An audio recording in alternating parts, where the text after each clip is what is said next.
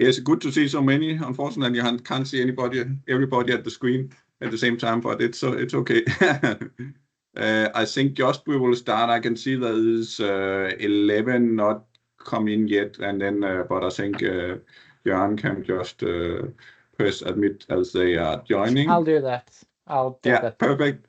Then I will just very short present here. We take swap, and then we are sharing this one here.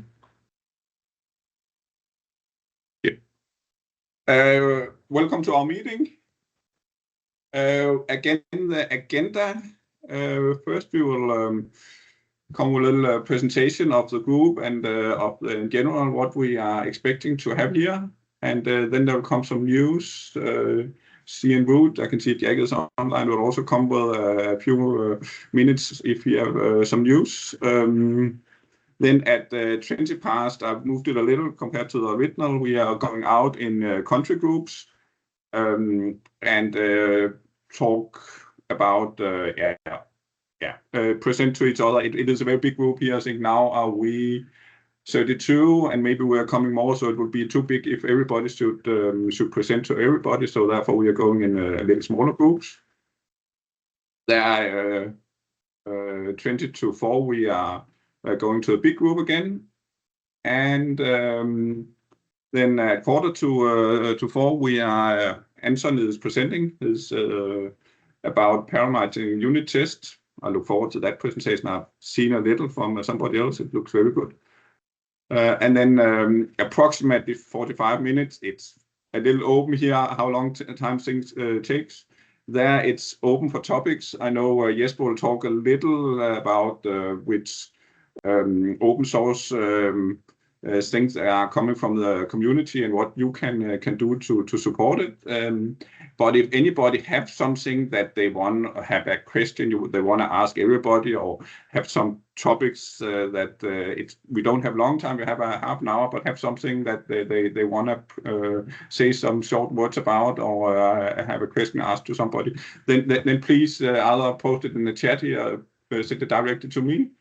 Then I will take it in the agenda in the end, and then of course we will talk about next meeting as the last one. Maybe the group behind, at least the people who are talking about, maybe you can present very short. If I can. If we are just going back, so you can also see which. So if we are starting with Martin, is he here? I am. Yeah, you are there. Yes. If we just would you want speaker? Can you say a few words about yourself? You are the Norwegian. Taking care of the Norwegian country admin for our group. Will you say a few words, maybe who you are, where you're coming from, what you are? Sure. I'm actually a Dane living in Norway. I currently work for the Kongsberg Group and in the Asgard office just outside Oslo. What else? I've been doing LabVIEW for 15 plus years, and I'm a certified LabVIEW architect. Yes. Then we will take Jørgen Sten, also from Norway, also a part of the admin. We will just remove, or maybe I should just put everybody in from that, and you can see us. Yeah, can you say a few words? Yeah, my name is Jørgen. I work for Brinko in Drammen. I worked there, and then I started with LabVIEW at university, and then I worked a little bit with it at CERN, and then now I'm working for Brinko.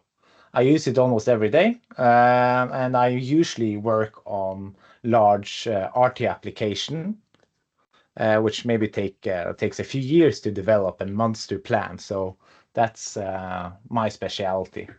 But I also make some GUIs and etc. But really large RT applications with the Actor framework. Yeah. And Anton? That's it. Right. So hello everyone. Anton Sundqvist here from the Finnish West Coast. I'm a Swedish-speaking Finn. Used to live a bit in Sweden, but now I'm back in Finland. I have my own small business here. You're gonna see more of me in a bit, so I'm not gonna steal more time here in the beginning and introduce me properly later. Give you back some minutes, Anders. And Jesper, or I think Jonathan Grasser from Sweden is not here, is that right? Else please speak up. He is a Swedish admin supporting there. Then Jesper? Yeah, I can quickly describe this. I work with G-Power. I've been doing LabVIEW since 2009. Yeah, I'm a certified LabVIEW developer and a LabVIEW champion. So that's one of the reasons why I'm here. Yeah, and my name is Anders Seganina. I have my own small company, Seganina. Den är ju helt oanvändbar i dagens läge.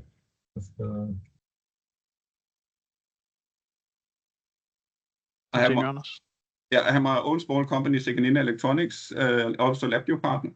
I've been doing LabVIEW since 2007. I'm embedded system developer and architect.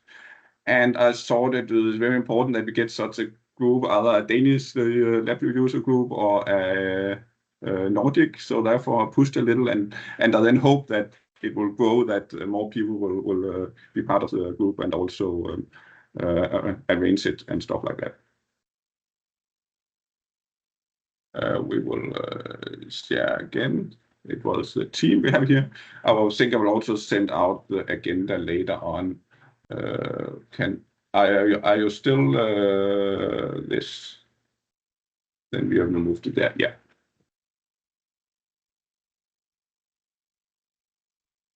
About the group, it is a part of the LabVIEW LabVIEW TestStand community. It is supported by NI and the distributors. We have C and Root here and NI. They are very interested in if we want to do some country groups, some on-site groups that support something to eat or a place to be or something like that. So if anybody wants to take this to a more country level, then there's a lot of support for that. It is we are taking it as by developers for developers, so it's what is coming from you, and we hope that there will come a lot of people who want to present and talk and also help arranging it. As you see, we need support from you, and what is in it for you? If you want to do something, at first you are supporting a local LabVIEW community. I think it's very important that you know people around you, that it's always easier when you come from the same background to talk to if you have an issue with something, or if you want to develop your network or something like that. So we have a strong community. It's also a possibility to grow your network in the community, learn somebody else to know. And then if you are certified, there are some best application points. So you get something both for organizing these meetings and also for presenting. And of course, also if you want to go for LabVIEW champions, I would expect that it's also supporting that you're putting something into the community. What we are thinking about at the moment, it is this large group will be 4 to 6 times a year, 2 hours online in the afternoon. But it's also something that I would like you to discuss on the breakout rooms to talk about how it could be and your opinions about the format for the group. So short about that, we are coming back to that. Then I will give the word to Jack from C and Root as the distributor. He can maybe say a few things, and then I will say, and I will just try and remove your other. Can I share my screen, Anders? Yes, I will just stop. Yeah, yes, you can. Now you can. All right. Okay, so I'm the new guy on the block. And as you can see, I now work for CNRoot. I used to work for NI almost 30 years, but due to reconstruction and cost optimization, I let go. I was let go by end of June, and then I started in my new role for CNRoot November 1st. So this is my 4th week of working for CNRoot. But I do have a lot of experience working for NI for the last 30 years. My new role will be more of an account/country manager for managing the distribution of NI products in Denmark in particular, but I will also be supporting the NI team within CNRoot in the other countries as well. But obviously CNRoot is a distributor and do have other brands, so I will also carry those brands in my backpack, but I expect to spend 90% of my time with managing and putting love back to the NI user base in Denmark in particular. Maybe just one thing to call out on my slide besides all this, my focus areas is really, I still have the same phone number and I have a new email address. So you're more than welcome to take a screenshot, but don't hesitate to reach out to me. I know definitely, in particular for Denmark, the community has been almost starving for attention and you can say reaching out in regards to LabVIEW, etc. On that topic, just a few latest news from NI in particular. They have launched a new campaign where they are offering going back to perpetual licenses. I don't know if you've seen this or read the newsletter from CNRoot, but if you do if you are considering moving back to perpetual licenses, that's an option now, and that's a thing that will transition during the next 5 to 6 months. Right now, you are able to transition to perpetual licenses on LabVIEW. On the other hand, if you want to stay on subscription, that's also fine. And then latest news is that components like TestStand will be or will be live on perpetual as well early next year. So be aware of that. So they're kind of going back to that you have these two options. You can stay on the subscription, keep that alive on a yearly base, or you can move back to your well-known perpetual license and you have a yearly SSP on this license. Yeah, and I guess the good part on perpetual licenses is actually that they are also lowering the cost on perpetual licenses. As a rule of thumb, NI multiplied the price of subscription by 5 to calculate the price of a subscription-based license. Now that has been lowered to 3.5, so that pricing should be visible on ni.com right now. So if you are considering perpetual licenses, just reach out to me and we can definitely work on a lower price for sure. On that note, there's actually a campaign running right now with NI that even though you have, you can say, expired licenses or very old LabVIEW licenses, and you would in the past be penalized for not renewing them on time, NI is currently running a campaign where they would, renew your subscription or renew your perpetual license as an on-time renewal. So you will not be punished on renewing a very old license. I had a customer the other day who was actually working in LabVIEW 2011, and based on the old rules, he basically had to buy a new license, right? But right now, NI is renewing all licenses as if they were on subscription or on the latest version. So keep that in mind that you pay, I think it's around 25% the renewal price to get on the latest version of LabVIEW in this case. And that campaign will run until I think June next year. Again, if you want more details, just reach out to me for that, for pricing, etc. And then last but not least, I don't know if you had the time to attend the TNM days hosted by CNRoot in all the Scandinavian countries lately, but Renee Verhorst also presented out in the keynote, and I guess the key takeaway from Renee and NI was really the fact that NI is moving the needle a little bit, and putting more love into the Nordics. Let me put it that way. So they definitely are having an intention to grow the community, reconnect with some of, you can call them the tier 3 accounts, and you know, put more effort and attention to these you can say local customers. So René for Horse will be my point of contact to drive this and obviously enable the community again. And as a side note, they're also trying to reboost the connection with academia and build the community in that space also. So yeah, those were some of the latest news from CN Root and NI. But again, just drop me an email or give me a phone call, and I will be happy to assist you. Is there any questions before I hand it back to Anders?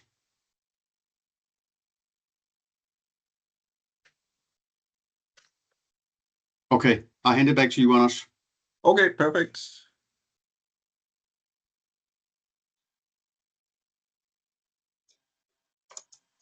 Yes, then I'll just come with a short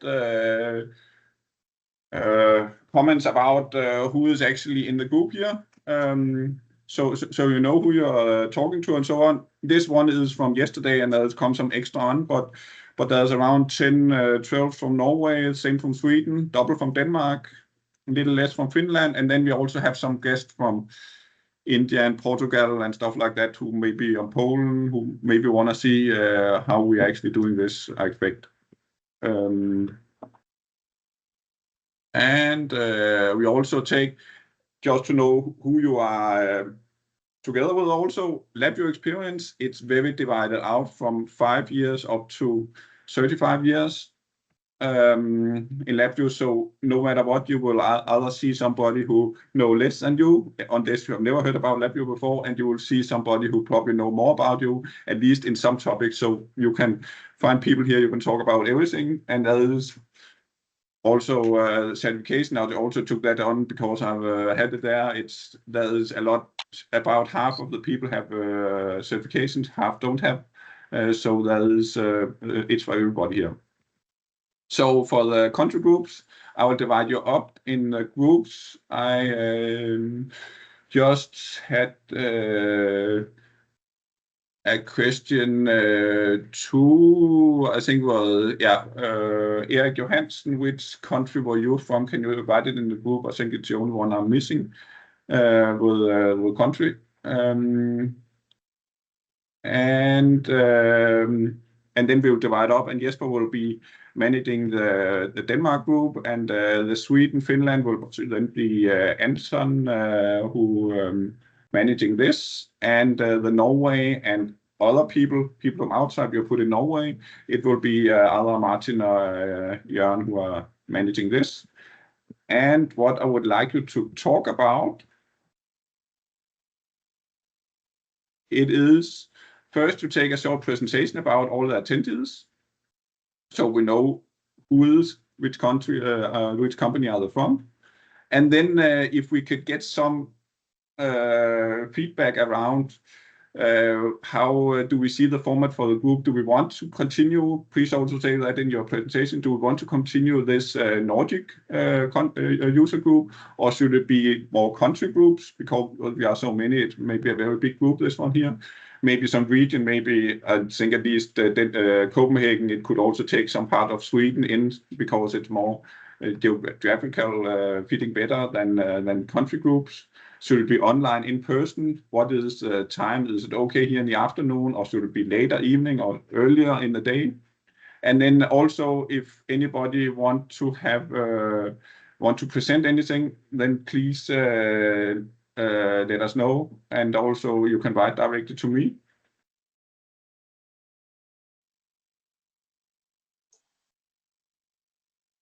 Feedback? Yeah, is there some comments from the country group that you want to say? Can maybe very short from take Denmark first. Would you have online? Is there a basis for a Danish user group? What are your thoughts, conclusions? From our end, I think the main thing is the timing is okay, and furthermore the if possible, we would like to, or the group consensus was that having a physical user group, but maybe as a hybrid meeting, so that people outside could join in, was to have an in-person meeting just at least a couple of times a year, if possible. Seemed to be the governing part. And there was no specific decision on whether it should be regional or Nordic. So we didn't have much time to discuss on that.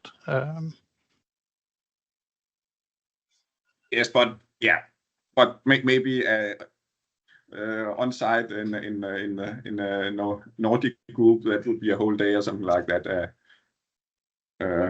GDF day or something like that. Yeah. Yes. A little bit bigger setup. Yeah, exactly. So at least it's good for starting. The things we had, that was general consensus of our group. Perfect. What about Norway? I can see you now. Yeah, it was mostly the same as Jesper just said, that people were happy about the timing, and for a start, this is a very good start with a Nordic solution, and then we'll look into, at least Jörg and I already looked into starting a Norwegian group, and I think they can exist in parallel, or that one could be some sort of parallel work to meet more face to face as a Norwegian group, especially because most of the group was from the Oslo area, Greater Oslo. But definitely also interested in the Nordics group. Perfect. And from Sweden, Finland, Anton, do you have any conclusions? Yeah, I need to confess I was a bad moderator here. I kind of forgot the agenda. We went off on a tangent and just got through the presentations, so we don't really have any feedback. Okay. If anyone wants to say their opinion out loud, please go.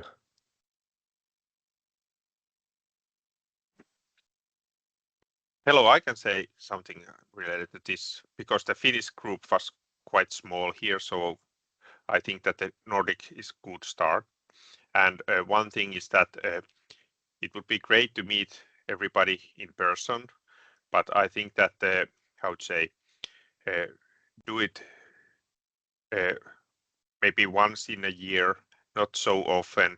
Then everybody expects and waits for the meeting and will arrange. But if we do it too often, then it might be get inflation going. So maybe I'm not coming this time. Maybe after 3 months we have this again. So let's have a good quality group. Not so often, but with a high quality. I think that's more efficient than all the time, and with a little less value. Hopefully you got my point. Yeah, thanks, Yes, Timo. I actually agree with you completely there, so thanks for chiming in. But this is only what Finnish-speaking Finns' opinion here, or half of it.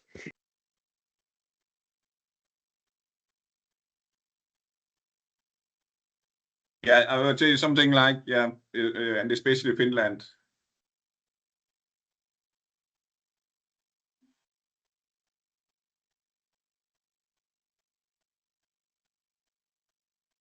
In person, yeah.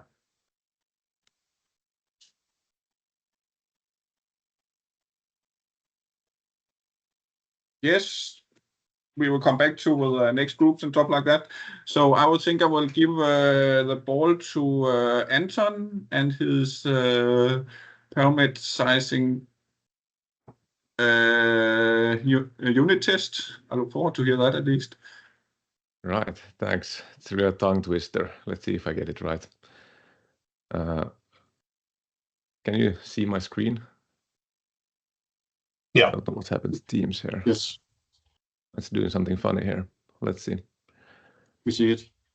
Yeah, so I'm just gonna get my Teams window here on the side so I can see you as well, or at least if something happens there. Right, so let me know if there's any problems or if you can't hear me. So yeah, good to see so many people here. It's really fun that we got this group started. It's been cooking for a while, and now finally we have this first meeting, so I'm very excited about it. And as Anders mentioned, if we have any feedback or ideas, just feel free to chime in. And as you probably know, we have the Discord server also, so it's fine to post there as well and share your thoughts. But yeah, I'm gonna give a presentation on parameterized unit tests.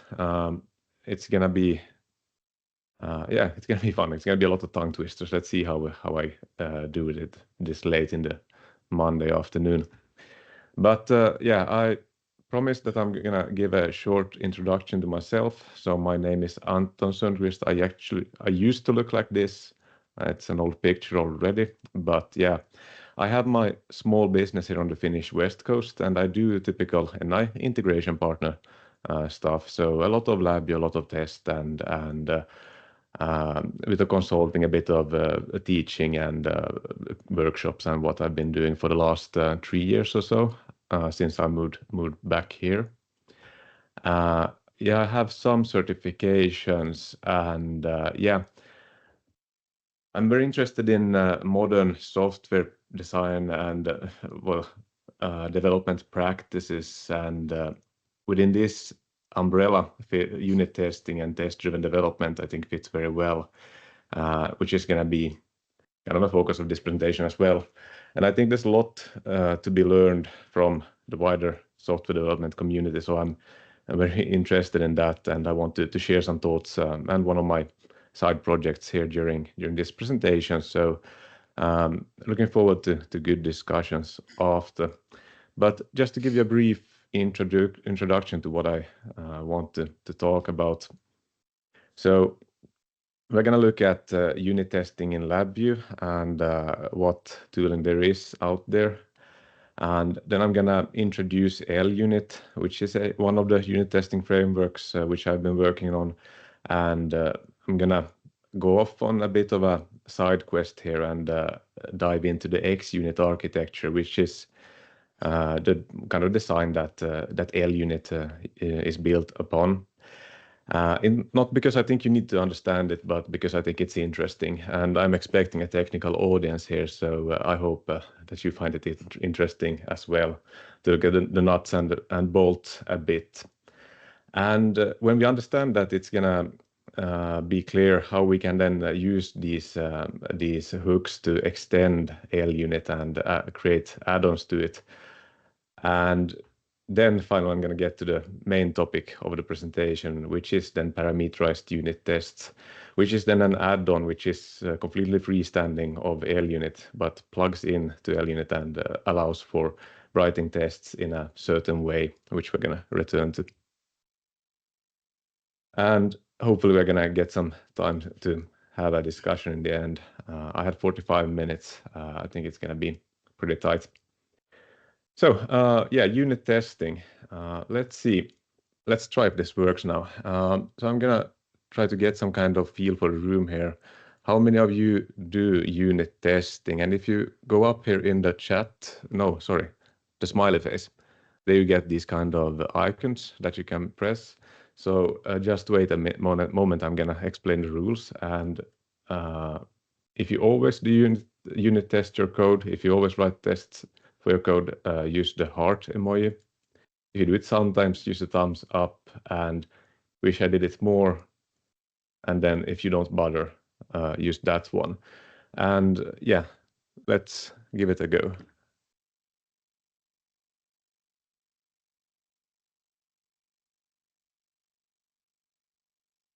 Just trying to.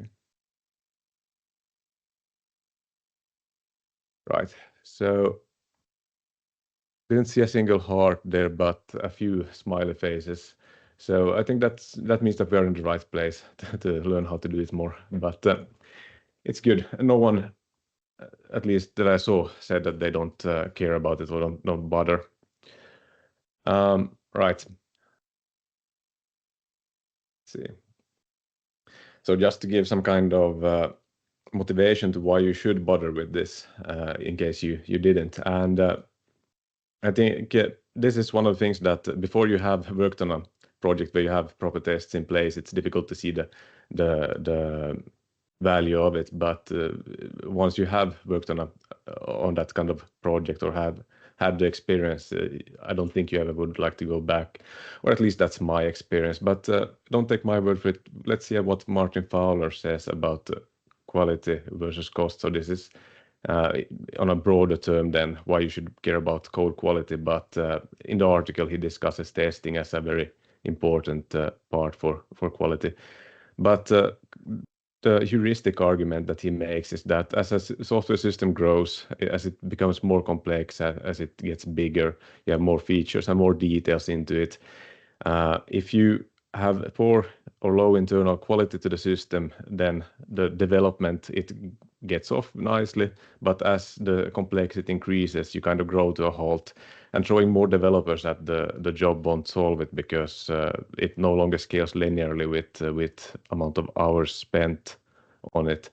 And that's really why high internal quality, and with that comes testing, becomes important. Because if you have this kind of safety net for with your tests in place, then it becomes much safer and easier to make changes and to continue developing the system.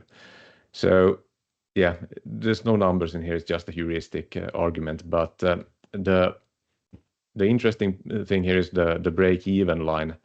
And well, depends on what you put on the axis, on the scales there. But but in my experience, at least, I think the break-even comes much sooner than most people expect. So learning how to do testing and applying it actually pays back much sooner than what most people expect. And yeah. So now that we are all convinced that we want to go on and write tests for our code, let's see what we can do. So there's a few tools out there that's available in LabVIEW. These are both two of the unit testing frameworks made by JKI. They're both very nice. I used to use VI Tester a lot before, but they have since released Karaya, which is a more modern take on unit testing. And VI Tester is then on the XUnit architecture, which I'm going to get back to later. The main difference here is how you organize your tests. So you write the tests in LabVIEW using similar functions, but in Karaya, you can organize everything as you want. There's no restrictions on it. So you can just write VIs, which becomes tests when you use the API of Karaya to define the test. In VI Tester, you need to create a class which contains the tests. Then we have the NI unit testing framework, which I would not recommend anyone to use. And my biggest objection to that is because you don't write the tests in LabVIEW. Use this kind of configuration editor that NI provides, and it just becomes very dislocated from the actual code that you're writing. And then we have LUnit, which is very similar to VI Tester, but it's a bit of a more modern take on it. It's the main difference is really that it's much faster and much snappier to use, and has some nice project integrations into LabVIEW. So just to get everyone on the same page, I'm gonna do a quick demo. No, I'm not gonna do that yet. Let's first discuss XUnit.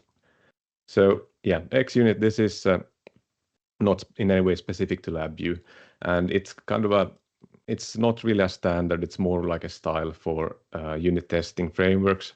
And I think it started in Smalltalk. We had SUnit, and then in Java it became really mainstream. They popularized unit testing through JUnit, and then there's also like NUnit in C# and so on. And in LabVIEW we then have VI Tester and LUnit, which are both XUnit style testing frameworks.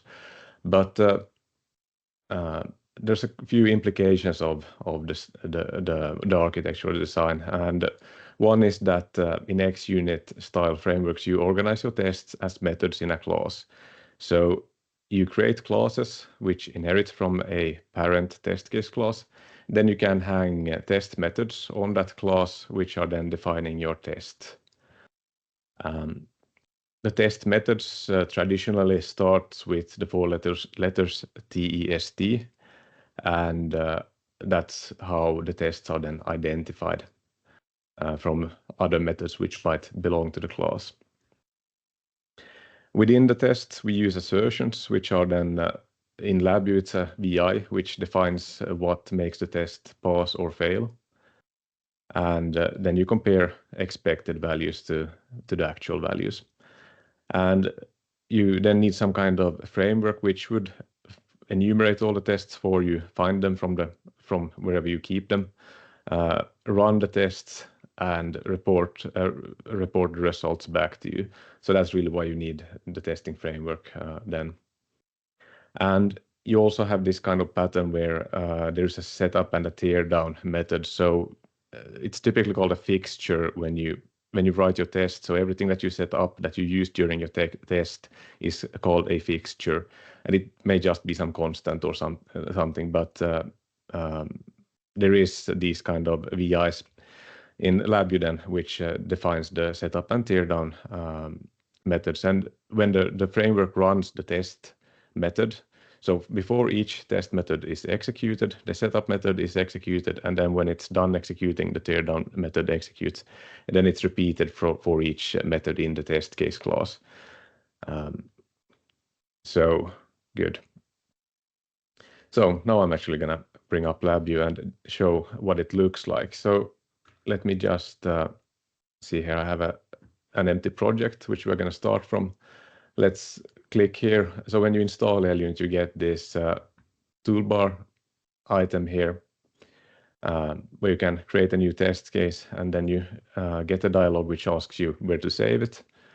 And what you end up with is this kind of class which has a small overlay to show you that this is a test case class. And this, as I mentioned, it inherits from test case, which is part of the framework then. And we have a template method which we can use to start writing our tests. So we can just go and select new from template. And then we get a small test VI. And on the block diagram, we have just a constant and some placeholder. So if we save this with some name, we can run it. And you can run in LUnit, you can run the tests similar to Karaya by just clicking the run arrow, and it will kick up the user interface and show you the results. You can also run it from the project like so, and it runs it again, or then we can run all the tests in the project from there. Importantly is that you need to save it first, because that's how we can, that enables finding it from the UI. And when we click the method here in the UI, we get some explanation of what went on during the tests, what passed and what failed. And we can use, for example, numerics or strings or whatnot. This is a mailable VI, so it takes any kind of input. And if we run this, it will of course fail, because now we are comparing a string to a 0 of type I32. So hope this is clear enough. But this is what we have. This is the test case class, which we then have the test methods in. And and this would be the assertion that I mentioned earlier. And we have a few different assertions to choose from, which we then can use to write more elaborate tests or so. Good. Just check on time. So we can run the tests. So I already mentioned this. Now we'll run it. And we get this. I didn't show you this, I guess, but you may have noticed it already. When the test fails, we get this small overlay in the project showing that it failed. And if we make it pass again, then we get a green overlay, which shows that it passed. And since all the test methods in this class passed, we get a green overlay on the class as well. So this is quite useful then when you start to have many tests in your project, and then you can quickly identify which ones are passing and which ones are failing if tests start to fail. and an error would then show up as a yellow dot with a cross in it, like so. Good. So now we're going to go off on a bit of a tangent and look at how it works under the hood. And we have a few core classes there which makes up this framework. There's one interface called the runnable interface, and this is what defines something that we can run. So the test case class inherits from this, and we also have a test suite, which we're going to see in a minute, which also is a runnable and can be run. And each runnable has a name, and that's what we see here in the project. In the user interface here. The name is what we get when we call name on the runnable. And yeah, then we have the test case. So this is now the parent of this test case we had here in LabVIEW. And there's a few methods here that are defined, and these are, well, this is not, but the other ones are dynamic dispatch, so you can actually do overrides on them if you need to for some reason, which you might if you want to extend the behavior or change it. So we have this suite method, which produces a test suite out of a test case class. And the test suite is now basically an aggregate which contains one instance of the test case class for each test VI in the class. So when we had this one earlier and we called suite on that test case class, we get an aggregate of one instance of the test case class, which then points to this test method. And when we call run on that test case object, it will run this test method with the setup and teardown. And the setup and teardowns are defined here in this class, and we can override them. And then we had this run and name, which we had defined in the runnable interface. So this is what these are the hooks that the framework used to run the tests. And I mentioned the test suite. So this is now kind of an aggregator of tests. So when we call suite on the test case class, it produces a test suite. So it actually makes one of these objects for us. And we could make it ourselves if we wanted to, and then we can add stuff to it, add tests to it, and remove stuff from it. We can run, and if we call run, it will run the next test in the suite. And we could also use the run all to run all of them. And there is VIs for list and filter to list all the tests in the suite and to filter them, run it by name, or I mean, when we have it here in the UI, if we were to have more than one method, we could select one or more methods and run them selectively, like so, and that uses then the filter VI. So this kind of the core concepts that we use, and then we have the assertions are defined in the test case class, and these you then use to produce the results which are returned when we run the test case. So the run actually just outputs an array of results. So what happens then in the UI when we click or when we launch the UI and run the tests, or when we use the API or the CLI command line interface for LUnit? There's a class called a test finder, and that test finder is responsible for finding the tests for us. So it takes a path. It can be a project, a library, or a class, and it returns then a test suite.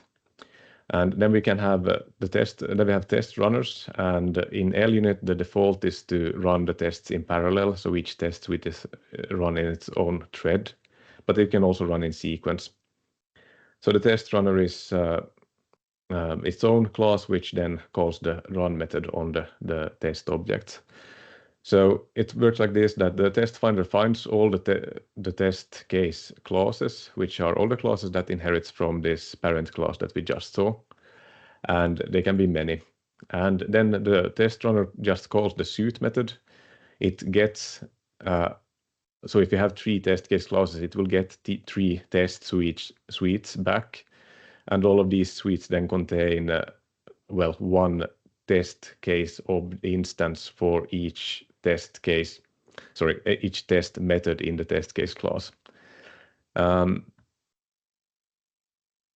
and then it just runs them and gets results, which it then sends off to the user interface. And the user interface is actually then kind of a plugin to that. So we have another interface which can be used as a hook to extend LUnit, and the user interface is actually one of these. So these are basically just events that can be observed. So you could create a plugin to LUnit which observes these events. So each time they run, the UI would then, the framework would then call these methods for you and let you know that these events have happened. So you get a notification when a test starts or when it stops, and then each time you get a result, this is called with the result data. And a few of the features of the framework is also implemented as plugins. So for example, the code that places those overlays in the project is actually also a plugin. Just can see in the chat, there's a question. The runnable interface now has a property in this way. Okay, was a comment from Vijant there. Sorry, where was I? Yeah, so these pieces of the framework are actually then plugins, and the reporting classes, for example, are plugins, which then just listens for the results, and it's open references during the init and clear, and closes them in the clear, and just saves the results to those. So yeah, that was kind of a bit of a side topic here, but I think it's interesting to see, and it's gonna open up a bit how this might work and behind the scenes. I'm not gonna go into this specifically how it works, but you can maybe figure it out just from the past few slides later. And if you're interested, you can look at GitHub because it's there as open source. But yeah, let's discuss parameterized tests next. And parameterized tests are, well, let's define the problem first. What am I trying to solve by parameterizing my tests? So to give some kind of problem statement, then it would be that how can we test the same code with a set of inputs and expect the response? So by this I mean that we would have some logic that we want to test with many different inputs, and we know that given some inputs we are going to get some expected outputs of the code. And now we want to do this nicely, so we want to do it in a good way so that we have good readability, so that we have nice result reporting, and it's easy to find a fault or localize the fault when a test fails. We want to have a nice developer experience, of course, and we want it to load quickly. So next I'm gonna discuss 3 different ways which we can do this in, and not to spoil anything, but the third way is gonna be the most interesting one. So before we dive into it, let's look at what it might look like in Python. For those of you that know are used to are familiar with text-based languages, this might be very clear what's going on here. But in Python we have the PyTest, which is again a similar framework to what LUnit is. And in PyTest you create a parameterized test by using this, I think it's called a decorator or something, when you mark the function here below with this mention here. And this now says that we define 3 parameters, base, exponent, and expected. And each parameter is now a tuple in this array of tuples. So we have 238 would be the first set of parameters or parameter set, and then the second one would be 501. And then when this test method runs, it will run 1 time for each parameter. So hope this is clear what I'm trying to solve, or the problem that I'm trying to approach. So we want to do this in LabVIEW in a nice way. And I think it's easiest to grasp this if we look at an example. So let's look at interpreting readings from a temperature sensor. So let's say that we have some made up device that gives data in this format. So it returns strings, and if we have minus 40 degrees, that's the minimum temperature we could see, then we have this 0 string which is of course 0 in hex as well. And the max would then be signified by 7D00 in hex, which is then 125 degrees Celsius. We have room temperature there in between, and then we have some invalid data, which would be returned if there's something wrong with the device. So these are I can't count. These are 4 different parameters, which we are gonna write tests for. So the first approach which you might use is then to create one test VI for each parameter. So you would end up with a class which looks like this. And to be honest, this works very well. I wouldn't object to anyone doing it in this way. The problem really with doing it this way is if you start to have a big set of, or many parameters, if the number of parameters is more than 4, then it gets more tedious to create a lot of small VIs and maintaining them. And if you just copy the VIs and implement it 4 times, then you will sooner or later need go into the situation that you want to change your code or your logic under test, and that's going to be painful. So you will learn to make it into a sub VI. So in this case, I have this small helper utility method called logic under test, and then each of these VIs would just be a small wrapper which calls logic under test with some constants. When we write tests, it's typically fine to use constants, and they should be then demonstrating some use case. So yeah, as I mentioned, it's fine, but there's some drawbacks to this. It's also difficult to get an overview of what this test is doing, because we have 4 different methods, and to understand it, we would need to open each one of these to see that there's nothing funny going on and that they are actually doing the same thing.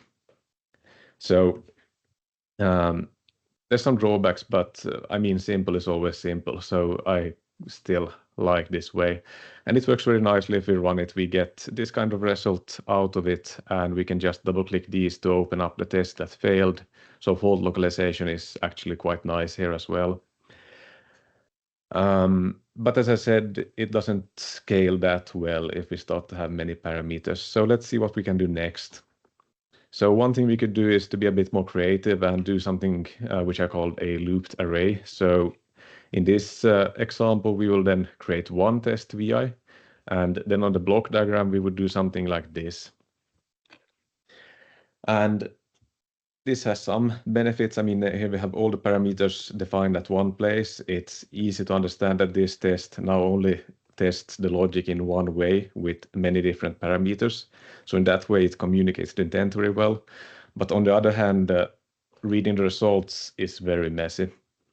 So you end up when you run it in LUnit, you get this one test method which has now failed, and then you get a wall of text. So if you have 4 parameters here, then it's not that bad to scroll through 4 different assertions and try to find the right one.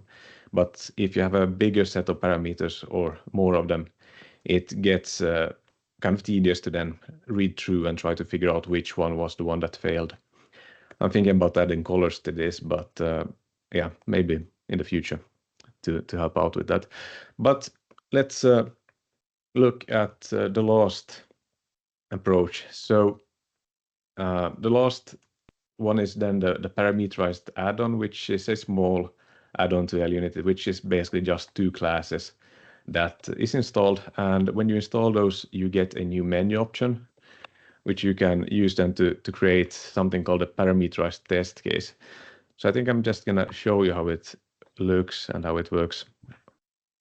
So let's just go on and do what I just showed. So we go to LUnit and we select new parameterized test, and let's just use the template name here. It's gonna spit out a test case for us. So this is again something that inherits from the LUnit test case, but there is one step in between now. So it actually has a longer inheritance chain here, but it's nothing that you as a developer need to care about. It's just how it's implemented. But you also get a bit more in the test case class here. So you have a new method or a new VI here called parameters, and you have this test method template. which looks a bit different, as we're going to see in a minute. And you also get this cluster, which defines the parameters, and a small helper method, which is then used within this VI. So let's see what the test method template looks like, maybe. So yeah, this frame would be where you place the logic on the test, and then you would test it for the parameters which you get from the class wire here. So if we were to use this on the example that we just had, then the input and output, the input was a string, so we would need to update this type def to have a string control there instead of a number, and this would then be the raw string from the device. And then the output, or the expected, what are we going to call it? Let's call it the temperature.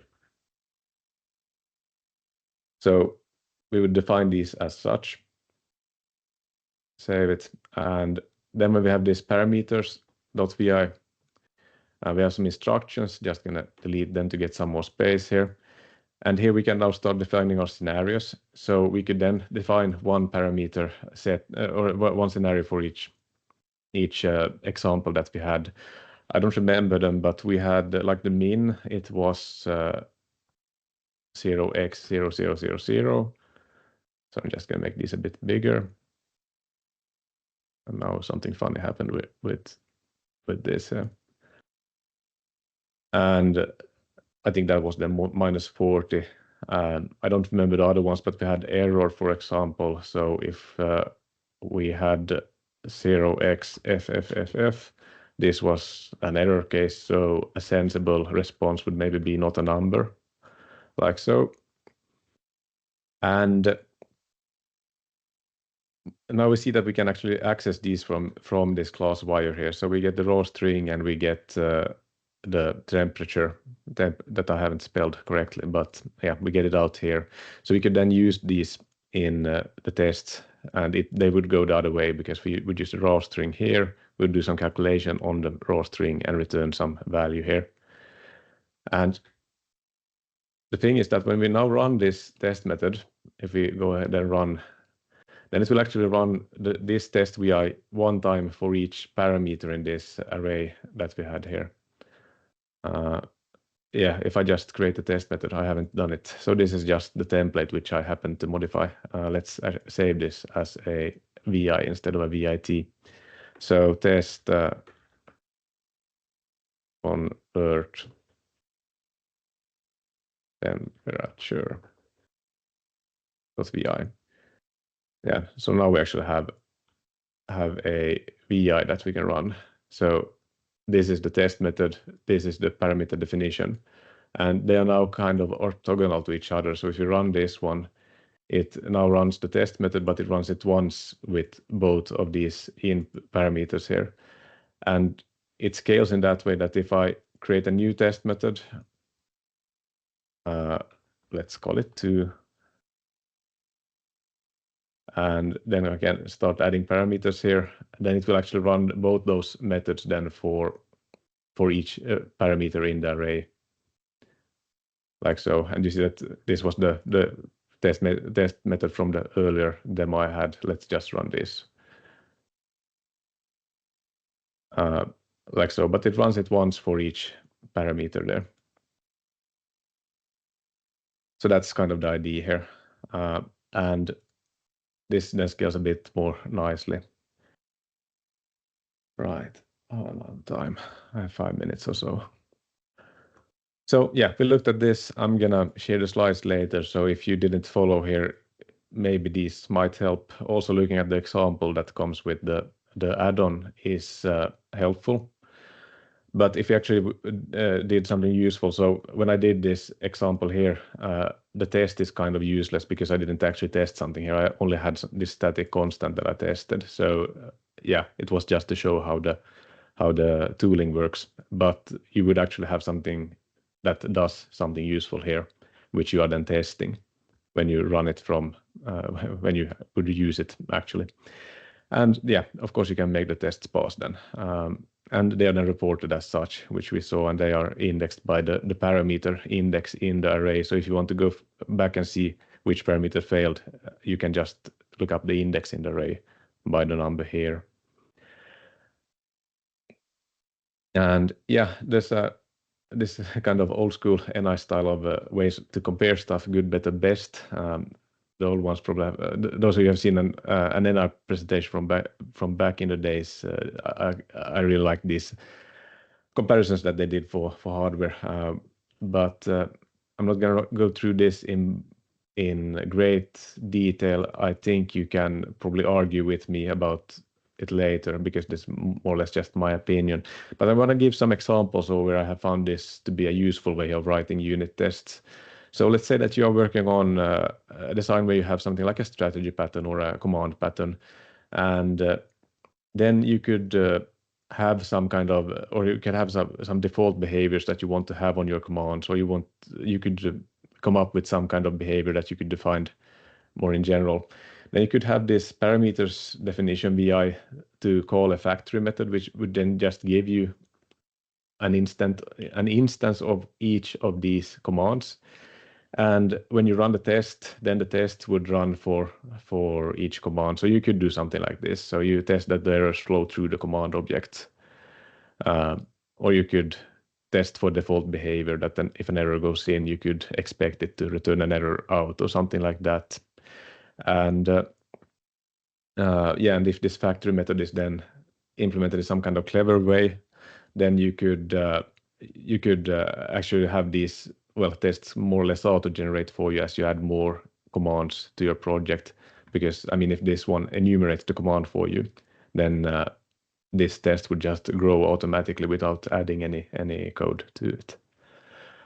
And yeah, and then both of these methods would then run for each command. So you would pretty quickly get many tests with very little code and very little duplication of code, like so. And data parsing is another one where you could do something like this. So say you have, this could be any kind of data. It could be image data, for example, if you're working on a machine vision algorithm and you have some images that you want to pass the test and you have some that you don't want to pass the test. And if you just organize them in folders on disk that are, they're sorted, then you can write your tests in this way. So here we just enumerate all the files in this folder, and they are then valid files. And then these ones are invalid files, which we then mark as invalid. And when we run the test, then we assert that this one passes the test and this one fails. It could also be something like you have a scope trace, or I mean, a waveform that you have captured from a scope that you need to do some analysis on. And when you then later find a waveform that should have passed the test but didn't, you just add it as another parameter and maintain your tests so that all the existing parameters or all the existing tests always passes, but now also the new test passes. So in that way you get very robust analysis methods, because you don't have regressions, because you always test for the old ones that you had. But these are just a few ideas, and you can probably come up with a lot of ideas on your own. I should probably mention also a bit of or recognize that Sam Taggart at SAS Workshops has contributed to this add-on as well, and especially to the developer experience, and added some nice touches to it. So that should also maybe be said here before we wrap up. But yeah, if you're writing parameterized tests or tests that are only differing on the data that you run the logic on the test for, then using a parameterized unit test makes a lot of sense, and then we can have the test data orthogonal to the functionality. And using then this parameterized test case add-on is a way to clearly communicate the intent of those tests. And yeah, 2 minutes left. Is there any questions here before we return back to the big group?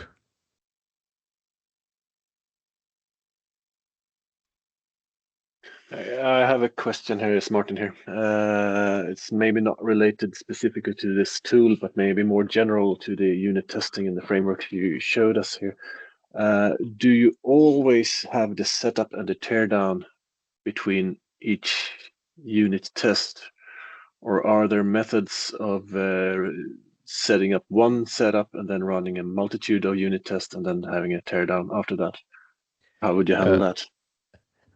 Yeah, actually, so me myself, I very rarely use the setup and teardown methods, and the reason is that it kind of makes the readability bad because you have the logic spread out over 3 separate VIs.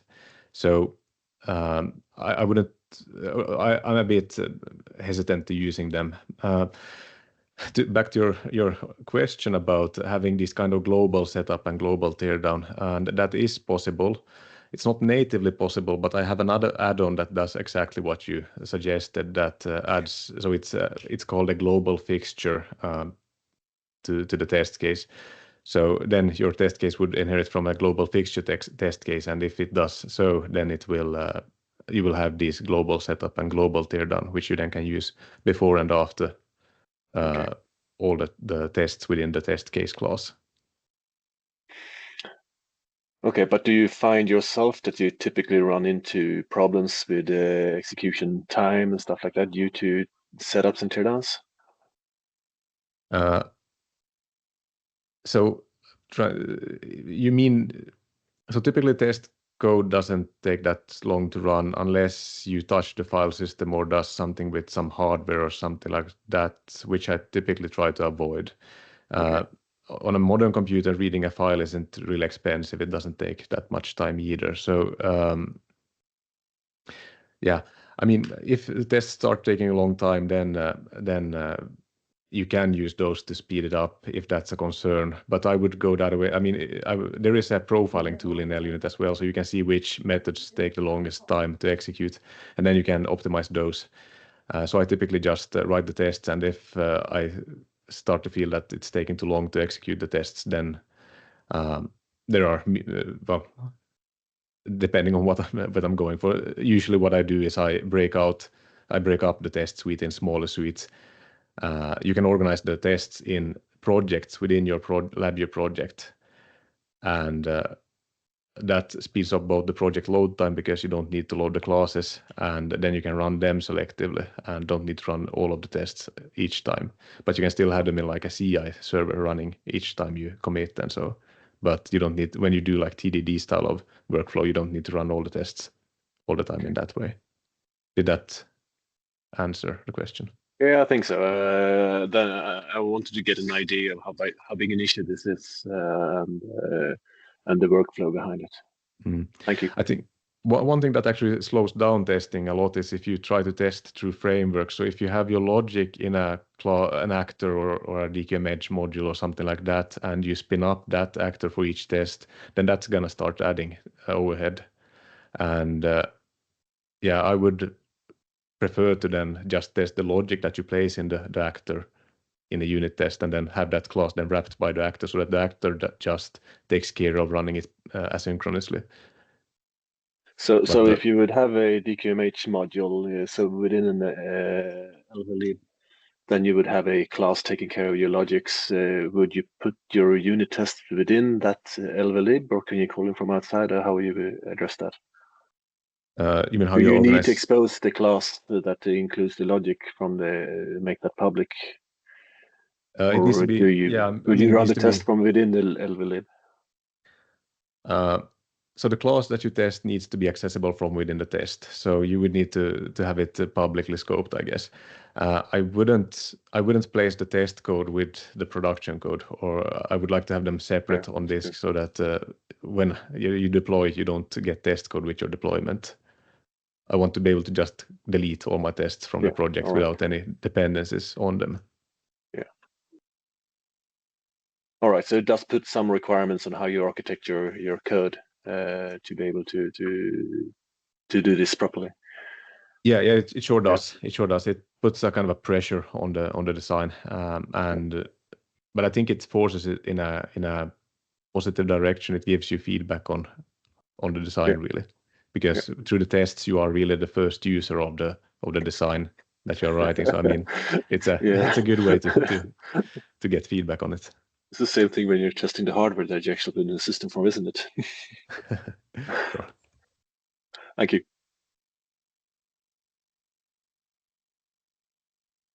Comment in the chat. I can't see it. I have to weak eyes.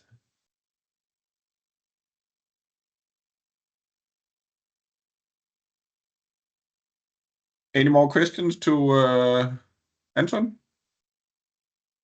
There's one in the chat. Vijant suggested if you want to test something like a mathematical function where you have multiple inputs and expect responses. Yes, for that it would be suitable, I guess.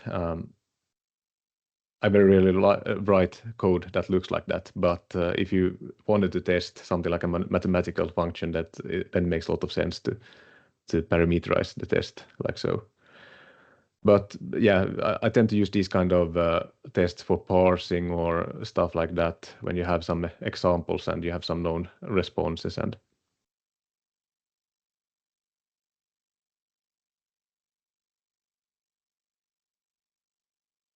yes. Then I think we will say thank you. I think it's very good. I learned a lot at least even I heard a little about it before. So if yeah, I can see there's a lot of claps. Thank you. You can't hear them, but I hope you can see them. Should I take over this one here, and then we can see? Yes. I haven't got any special about open topics, but we have a little. I think Jesper would like to talk a little about open source initiatives, have a little about that, and then I think we will take about the next meeting afterwards. And then Jørgen have some ideas about how to present that. So you can vote on what he want to present. So, but we will start with Jesper and the open source initiatives. And I will stop sharing, and then I will put the ball to Jesper. Hello again, everyone. So can you see my screen? Yes, I saw somebody nodding. That's fine. So first of all, I can only say if you want to interact with people doing LabVIEW, Discord is becoming the new place for it. There's our Discord server, but there's also one for a couple of all the other projects that I'm going to mention here. So just wanted to start out. First of all, we have the Advent of Code that Stefan Lemmens is hosting. It has its own Discord server with the Advent of Code here, as you can see.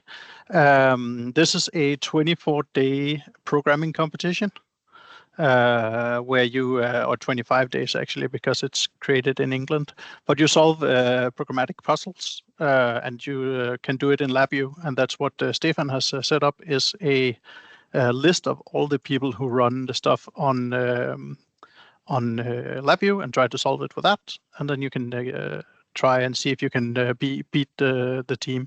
Sort of in the same ballpark, we have the Summer of LabVIEW, which is Derek Bomarito and Darren Nattinger, who both, Darren still works for NI, but Derek decided to switch out to do some space stuff instead. They created the Summer of LabVIEW, and right now they have one way you try to run a Formula One car, one way you play against a computer in this Reversi, or it's also called Go, I believe. One way you play Wordle, which actually became quite competitive. I'm not logged in, so I can't see the leaderboard, but they were solving a 300 by 300 word matrix and trying to find words that took less than a second for some of the really good ones. They were discussing on millisecond level whether you were supposed to do it or not, and discussing tactics. So that's really, really interesting. Both Wordle and the word search was this kind.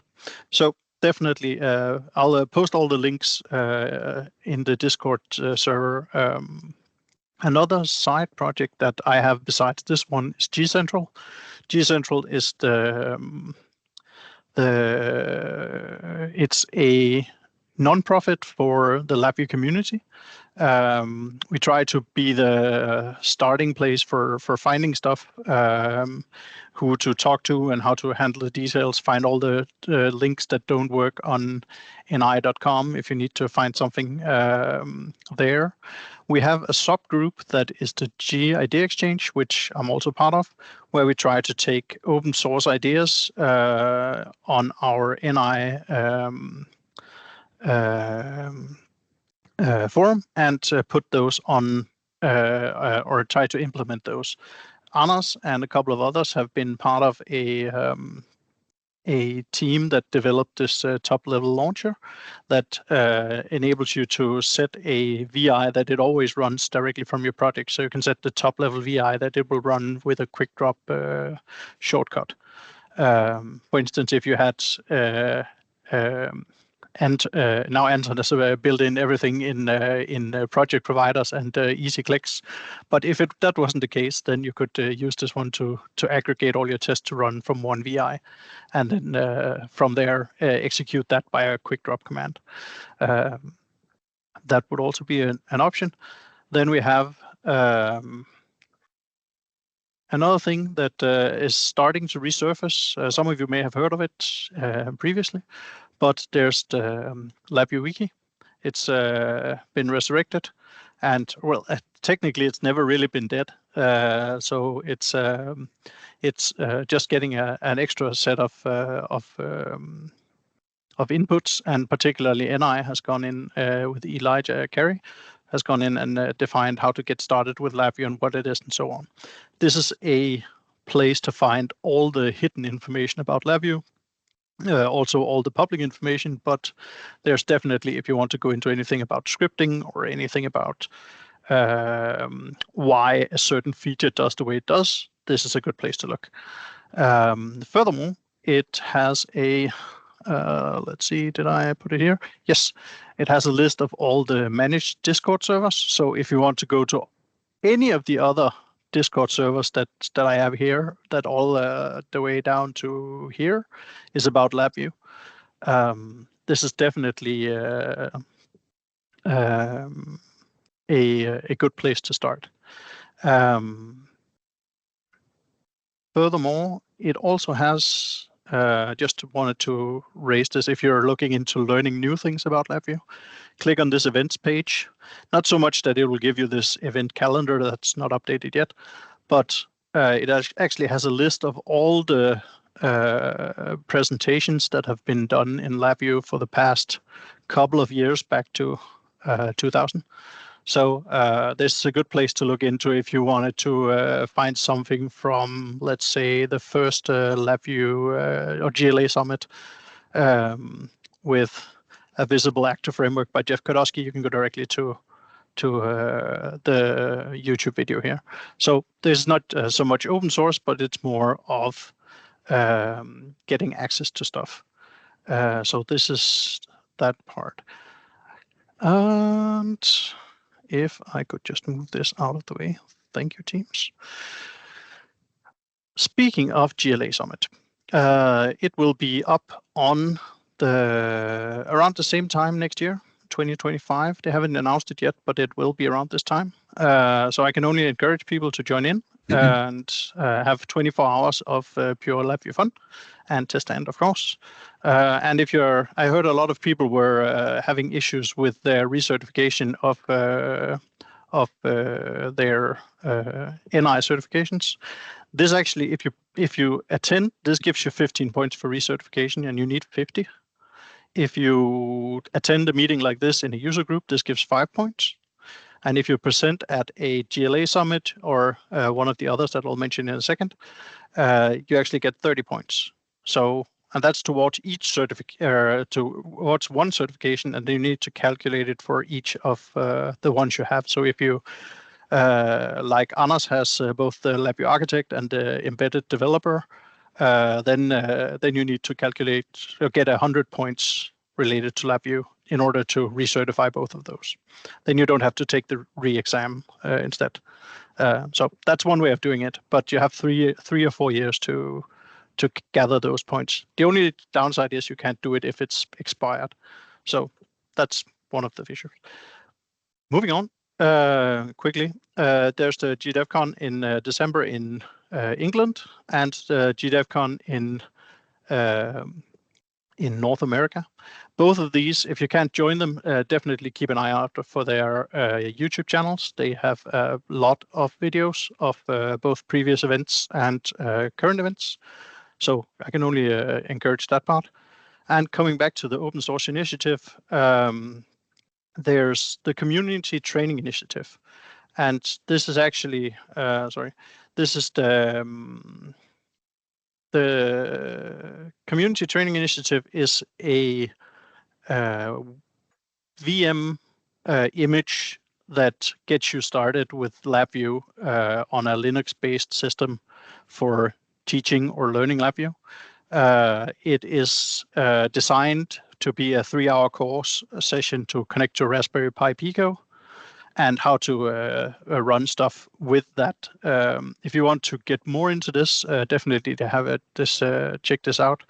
They have both they have training materials in both English and Spanish, and I believe they're actually working on Chinese or Korean as well. So definitely some stuff going on there. And last but not least, yes, open source initiative. LabVIEW and NI, for that matter, has started an open source project regarding the icon editor. The icon editor is a small enough project that they could start it for testing off all the processes around it.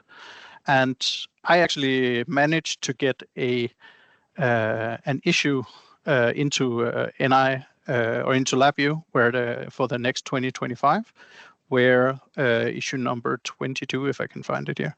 Otherwise, you can go and find it here. So now when you do the set icon text by name, it will actually set also if it has underscores, it will set the VI name correctly. So this is the change, and this is actually added into or planned to be added into the next next version of LabVIEW. The thing around this is that the more they can get towards having this run smoothly, like having the processes around open source issues and so on, the more it's actually possible to open up for open source stuff. And additionally, they are working on open sourcing the actor framework. So if you have anything related to the actor framework, I know Alan C. Smith is working on as a project lead for that part and trying to spearhead that. They're just not as far along as we are on the icon editor project, because that was sort of the starting point for all of this. So all the learnings from the icon editor is going over to the actor framework repo and project handling very soon. That was a short whirlwind tour through all of the open source things and other stuff that you can do in LabVIEW. Any questions to this? Otherwise, I'll hand it to Jan Steen.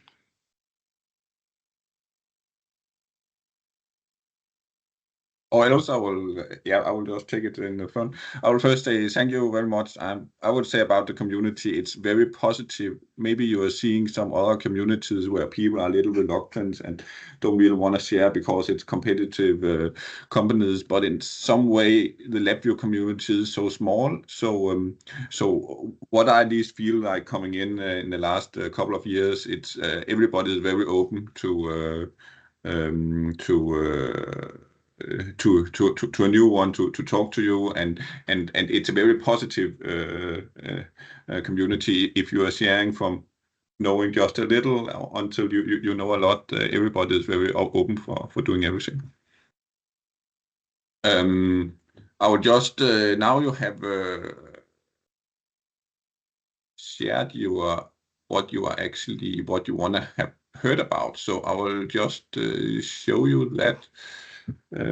So we can maybe just 5 seconds use it. There it is. Yes. Our suggestion for the next meeting is a Tuesday. Then I hope by moving it day to day, then maybe we can get some difference. Maybe somebody can't Monday, then maybe they can Tuesday. So we are taking it there. Same time. Also on Teams now, I learned it more. If anybody have some comments and want to have a different, please come to me. I'm open for suggestions. Maybe also make it a little more automated that you're getting the meeting link, but we will look at that. As I said about this, if anybody wants to do help with the organization, it's giving the recertification points, 5 points extra for organizing. It's something, or 1%. It's also giving 5 points. And there's the list about what and there's the last. I'll just take some of them out, but is most of it. Maybe it's also which order they were in. But if anybody want to talk about large-scale application unit testing we had today, real-time FPGA TestStand is also very high. Team development is some of the high one. So if anybody have some of this you want to talk about open source we had today, you will also get the presentation, but now we can talk about what we would like to hear next time, and there I will give it to Jørn. Yeah, so hello. So I like that graph because the two things I work a lot on is or lots more, but the two things that ranked high was large-scale applications and real-time.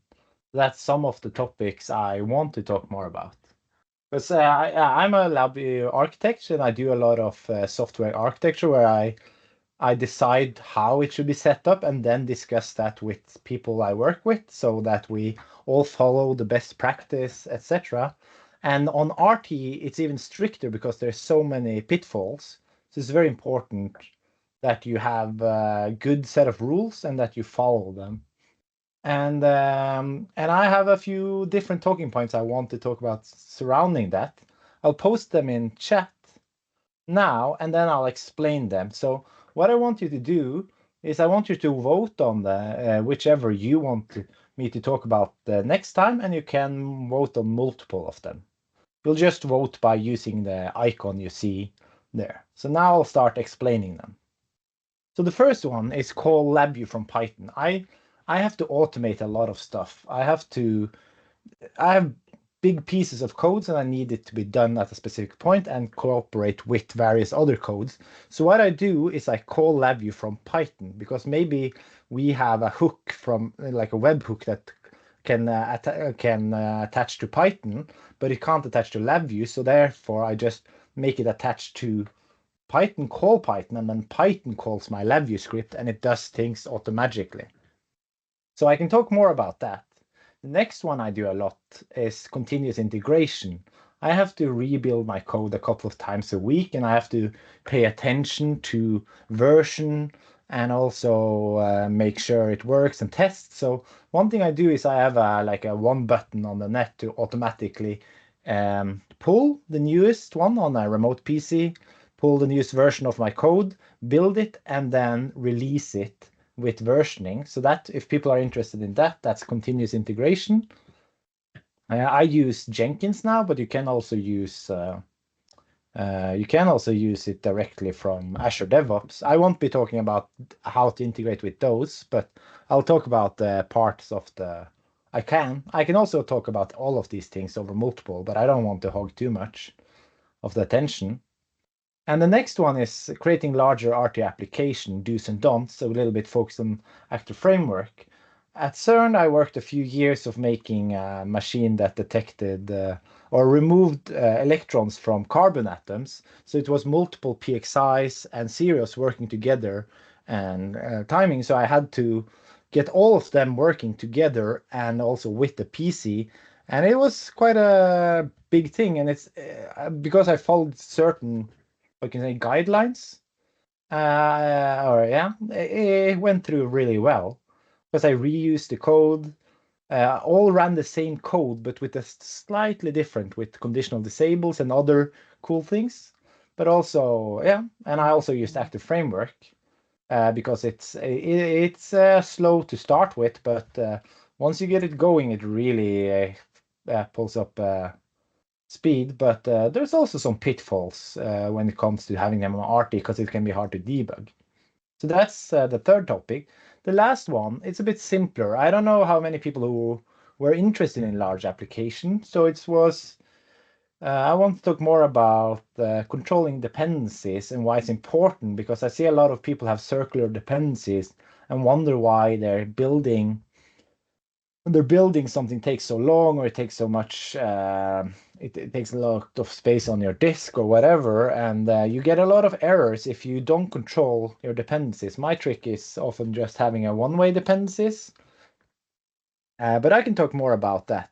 And when I talk about large-scale applications, just so it's clear, I talk about application where you start them and they should run infinitely without intervention. You can interact with them, but it's not like a test or a script where you press, it's a start and a stop. This is just running like it's controlling a bus or something. It should continuously run. It shouldn't crash in a way. And yeah, so these are the topics I can present. I can present something else too. I was also thinking maybe having it short, maybe 15 minutes and then 5 minutes talking, but I'm also flexible to the time too. I don't think I will handle 30 minutes like Anton, 45 minutes like Anton did. I don't think I want to do that yet, but I'll gladly do at least 15 minutes and maybe 30 minutes. If people are really eager, I can do it. But I'd like the discussion part and questions, I think, is the more important aspect. Yeah, so that's no, you can vote. No, vote multiple times, please. I think that's better because then you get. Or Jesper, do you have any feedback? No, I just it wanted to seemed say to move my thingy, so I could only have one. yeah, there's only one vote per person if we do it like this. Then it will move it to the one you want the most. So you need to pick the best one. Okay, I was hoping for multiple, but Then you should have it in separate comments, oh man, separate post messages. Yeah. Screwed up my first post. Yeah. but I think it's quite clear what people want to hear about. Yeah, then controlling your dependencies. Yeah, and Yeah. And it then, seems because continuous integration as the second one. Yeah. Yeah, so it'll probably be about that, and it will probably be like 15 minutes, and then my 5-10 minute talk about it, so people can ask questions. And I'll talk about how it can destroy your code if you do it wrong. But it's most for a lot of the focus is larger applications. Yeah, so that's it for me. You can take the word now, Anders. Yes. Yeah, I actually don't have so much more, and it's 3 minutes in, so I'll just let this one stay on here, and then I will take this one here so I can see you.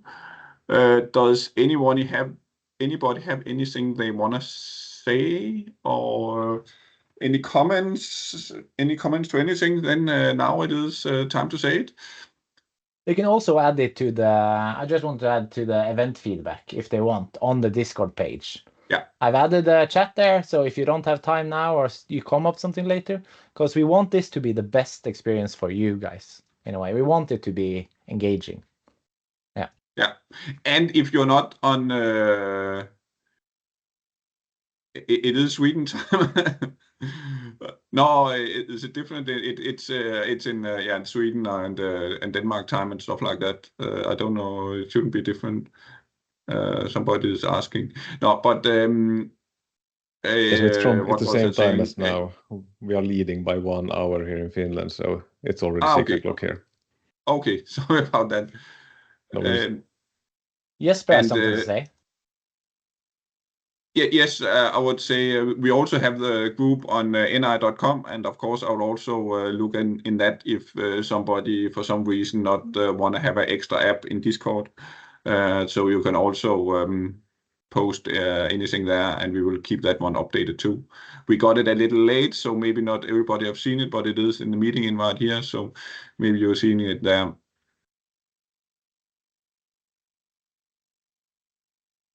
Yes, thank you. Yeah, What Jesper? else? Jesper wants to say something. Oh, I just wanted to mention that one of the things we talked about in the Danish group as well, but I don't know if you covered it in the other group, was that NI has also decided that if we have the need for, or we would like, for instance, Darren Nettinger or Norm to show up and do an online presentation of some sort of topic that they already presented on anyway, they could definitely join in when it's this time. They have time set aside for that for the various user groups. So we can also add that to a future meeting that we try to invite them if we just get the coordination correctly. So if we have some sort of topic that we would like to hear them present about, or somebody from the outside the group, just to get some new input in on this. So just wanted to mention that. Yeah, thank you. It's definitely good to know.